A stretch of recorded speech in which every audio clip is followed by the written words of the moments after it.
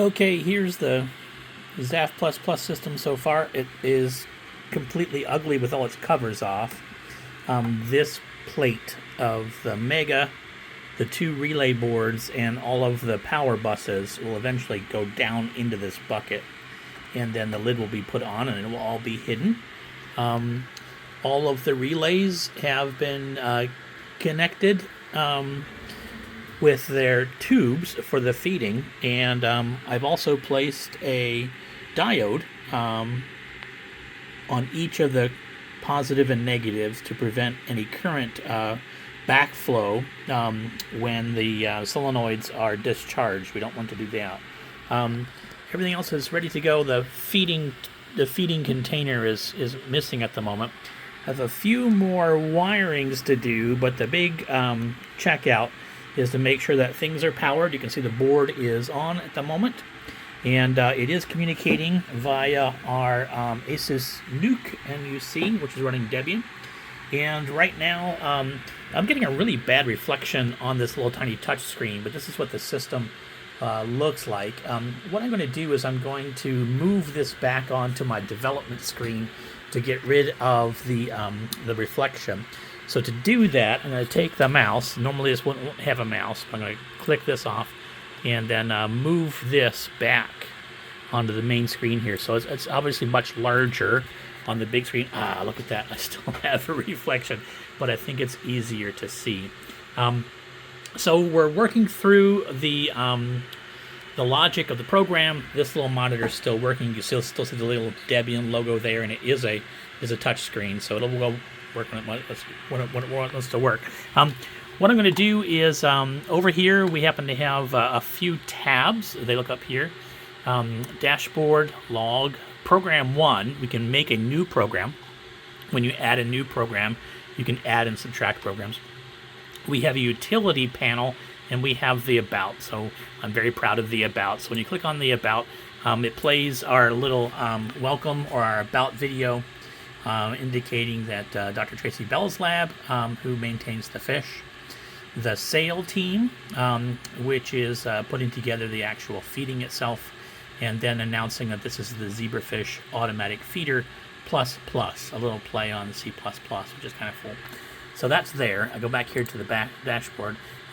If I go here to utilities, right now the utilities, this will be a full list of things to try. Right now it simply has a relays check button. So what I'm going to do is I'm going to press the relays check button and see what happens here. Oh, you know what? Nothing's happening because I didn't plug in the power bus. I had the... You'll notice these little guys are blinking right there, but nothing's happening. I'll let this go through. What it's supposed to do is it's supposed to open and close all of the relays one at a time to make sure that they are functioning. But of course, I turned off the bus to make sure that I do not zap myself with 12 volts while I'm working here in the lab. So we'll wait until this is finished, and it appears to be done. So if I come back over here and look at the log, you'll notice that it has checked it. So here's the log, and the log is active, and it has worked. It does not have, the system does not have a microphone to see if it's actually opening and closing. It just sees that if it actually gets a response from the software. So let me go ahead and do this, see if I can go ahead and shock myself. I'll plug that in. There's not many status lights other than this ground bus bar and this 12-volt bus bar like a car battery are now active. They're fed by this wire, which again will be eventually tucked into the bottom over here. So let's try this again. Let's go back over to utilities here, and let's see if we can get this guy to work. Hey, clicking. So now we can hear the clicking. You can't see them because right now it's going through the board on the bottom, which are these guys. And you should be able to see some lights go through here as it goes to the other side. Let's see if we got that. And now it's up here. Yeah, there they come. Here they come. There comes the red lights. So they're walking through. They're opening and closing all of the relays to make sure that the logic is working properly and the command is working properly. Those last two relays are currently not wired for this iteration. We have 32 relays. We only needed 30. They haven't been wired up yet. So I'll be doing that pretty soon. I need to put some new, put some additional controls over here because they will be talking to those last two boxes. Will be talking to the rumble pack and to the feeding of the rack and pinion to make this work. But so far things are working pretty well. I go back here to my log, and there's a new set of diagnostics. Again, looking at the date, it is currently 1:15 in the afternoon, so it's letting me know that everything worked properly. That's dashboard. And I did add a single program just to check things out. So if I click on program 1, this is what the interface looks like. Again, I'm trying to get my glare out of the way. So program 1, we can adjust it to both feeding and washing. So what happens is it will start the water, add the food, wait a designated amount of time. We need to calibrate that. Dispense the food into the particular aquarium that it's attached to. We just opened all 30 aquariums, so perhaps we're feeding aquarium number 1. And then when it's finished, after the time is spent, it will flush some clean water through, or just water, wash out all the food, and then it will turn off the pump and flush it with air to make sure the tube is empty. We don't want the tube to sit there stagnant in water and incur all kinds of bacteria growth. If we're only washing, push on this button over here. It's now changed this. That's just going to run water through the particular tanks and not add some food. And then down here are the individual, I'll put this back to feeding and washing. Down here are the individual tanks, all 30 tanks at the moment. And right now tank number 1 is configured, and we can configure up to 4 scoops or 4 pumps of food depending on how many fish are living in that tank. So right now this is tank 1, and the tank 1 will get 1 scoop of food.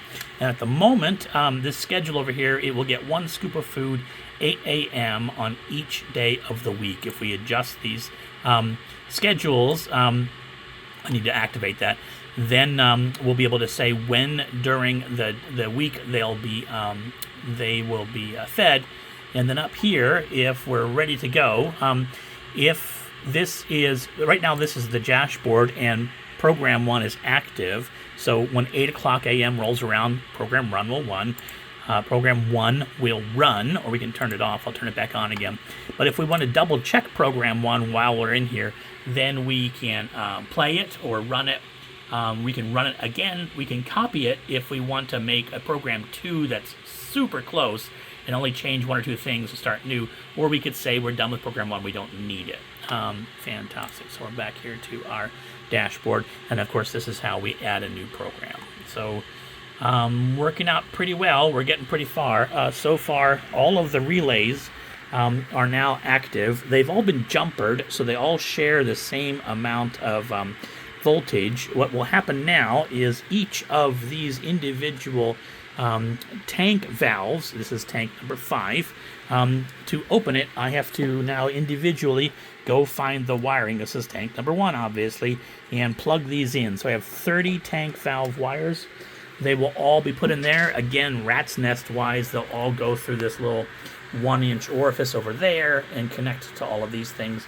And then in addition to the relays clicking, the valves will be clicking. And then once, say we're feeding tank number 5 relay on board A will open. That'll cause this valve to open, and then we'll energize the motor to shake the food, and then we'll energize the stepper motor, the servo motor over here, to actually go ahead and dispense the food. That's 1 pump, up to 4 pumps. The food will drop into the funnel while the other relays are turned on to turn on the source water of the first pump, and then the delivery pump over here.